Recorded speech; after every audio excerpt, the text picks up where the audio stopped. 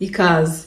Twese tumaze gusobanukirwa yuko kugira ngo umuntu abashe guta ibiro ari uko ibyo umubiri winjiza mu mafunguro, amakalori ava mu mafunguro umuntu afata biba biri hasi ugereranyije n'amakalori umubiri wacu ukeneye kugira ngo abashe gukora umunsi ku munsi, umuntu abashe guhumeka, ubwonko butekereze n'ibindi bitandukanye. Ibyo ngibyo twamaze gusobanukirwa kandi ko umuntu ashobora kubyongera cyangwa se kongera umubare w'amakalori umubiri ukoresha, twongera uburyo tunyeganyegamo cyane cyane marche, aho twabonye ko umuntu abashije kujya akora byibura intambwe 8,000 ku munsi yaba ari intangiriro nziza.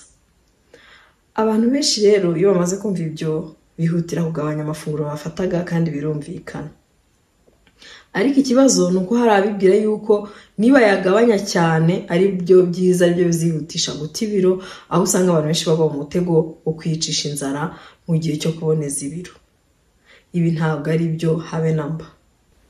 Muri iki kiganiro ngiye kukubwira uburyo kwicisha inzara bishobora gushyira ubuzima bwawe mu kaga, ukisanga ufite ibibazo bikomeye kandi washakawe gusa guta ibiro. Iyo dufata amafunguro ntabwo havamo amakalori gusa, havamo n'izindi ntungamubiri nyinshi zitandukanye, harimo ibyubaka umubiri, ibirinda indwara, ibitera imbaraga n'ibindi, n'imyunyungugu n'ibindi. Ibi ngibi nibyo umubiri wacu ukeneye kugira ngo ubashe kubaho udafite umuze. Iyo wicisha inzara rero ugabanyije amafunguro cyane, izo ntungamubiri ntabwo umubiri uzibona. Mu minsi ya mbere bishobora kuba kukubera amahoro, ugatakaza ibiro, ukabona rwose ibintu bimeze neza. Ariko uko ugenda ubimaramo igihe uba urimo gushyira ubuzima bwawe mu kaga. Umubiri wawe iyo ubonye utangiye kunanuka byihuse, uhita ubona ko watewe, ukihagararaho ugashaka amayeri yo kuzigama no kurondereza. Ibyo ni bibi kubera yuko metabolisme de base yawe uba urimo uragenda uyimanura buhoro buhoro, noneho umunsi uzadohoka, kuko twemeranywe ko ntabwo wakwicisha inzara ubuziraherezo. Umunsi uzadohoka umubiri uhita uvuga uti habonetse agahenge, ugahita ufata vuba vuba ibyo uriye byose ugahita ubivunja mu bintu vuba vuba ukazigama ugucuranwa nawe. Ari hahandi ubona ukora regime ugakanira amezi 2-3, noneho wakumva ucitse intege wabivamo gatoya, ibiro byawe bikiyongera, rimwe na rimwe bikaba byanarenga n'ibyo wari ufite mbere, kubera yuko nyine namaze kubwira yuko umubiri wawe uzigama vuba vuba ko ntabwo uzi igihe agahenge kazamara. Indi ngaruka yo kwicisha inzara mu gihe cyo guta ibiro bituma umubiri wawe udakora neza, ubwonko bwawe ntibukore neza, kubera yuko namaze kubwira yuko umubiri urimo gukora urondereza, gukora muri minimum. Akenshi bishobora no kuviramo kugira mauvaise humeur, ukumva ufite umushiha, ukumva ufite umujinya, ukumva nyine ntabwo uguwe neza, kubera yuko nyine ntabwo uri mu bihe byiza muri rusange. Ikindi ushobora no kugira ikibazo cyo guhondobera, ushobora gutangira kwibagirwa, mbese ntabwo ubwonko bwawe buba buri gukora nk'uko bukwiye gukora. Rimwe na rimwe urabizi ko hari n'igihe umuntu yicisha inzara kugeza igihe azimiriye cyangwa se afentinze, kubera ko nyine amashanyarazi umubiri kuyakoresha ari make, kuko ari kwinjira ari make, nawe urimo kurondereza. Indi ngaruka yo kwicisha inzara mu gihe ushaka guta ibiro ni uko utakaza muscles, cyangwa se imikaya, kubera ko muscles umubiri ubona utazikeneye cyane muri ako kanya, ukazirekura kugira ngo nazo ze gukomeza gutwara amakalori menshi. Ibi ni bibi rero, kubera yuko muscles urazikeneye, urazikeneye kugira ngo umubiri wawe, ubuzima bwawe bugende neza, wabashe kunyeganyega, wabashe kugira utwo wikorera utarushye bitakugoye, kandi nyine kugira ngo ube ufite ubuzima bwiza. Indi ngaruka inakomeye yo kwicisha inzara ni uko iyo wicishije inzara ubwonko bwawe buba buri gukoresha uburyo bushoboka bwose ku buryo utazongera guhura n'icyo kibazo. Akenshi hari igihe noneho iyo udohotse cyangwa se bivuyemo, donc ubwo bwonko bwawe buba bwagutsinze, buba bushaka ko ubivamo.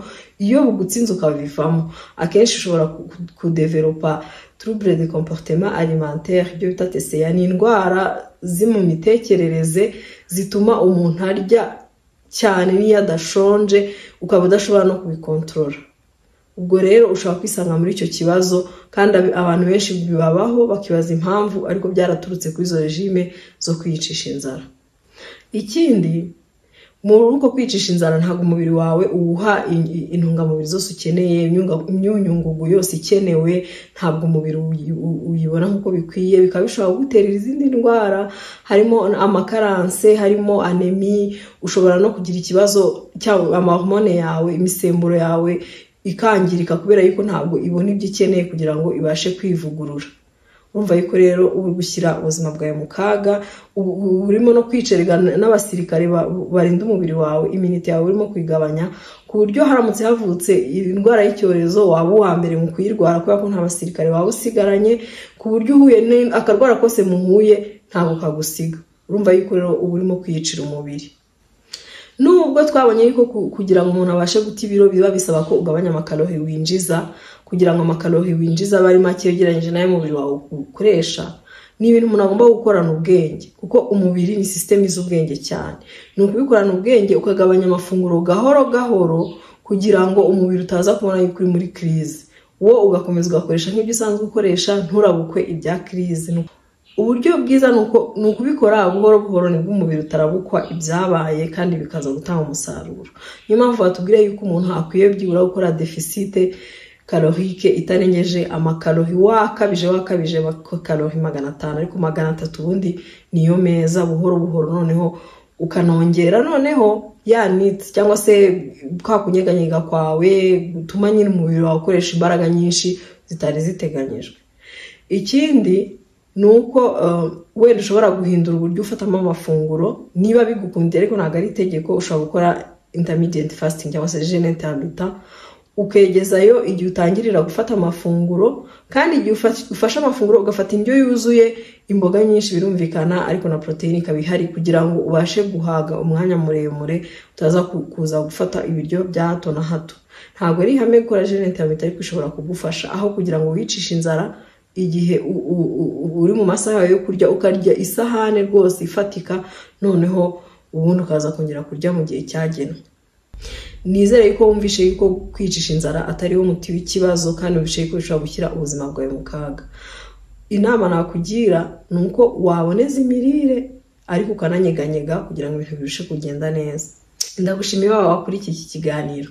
Ndongera kugusaba gukora subscribe niba utarayikora, usangize bagenzi bawe ibyo wumvishe muri iki kiganiro, hanyuma ukande like, ndetse muduhe n'ibitekerezo by'uburyo mwumva twazajya tubakorera ibiganiro. Mugire umunsi mwiza.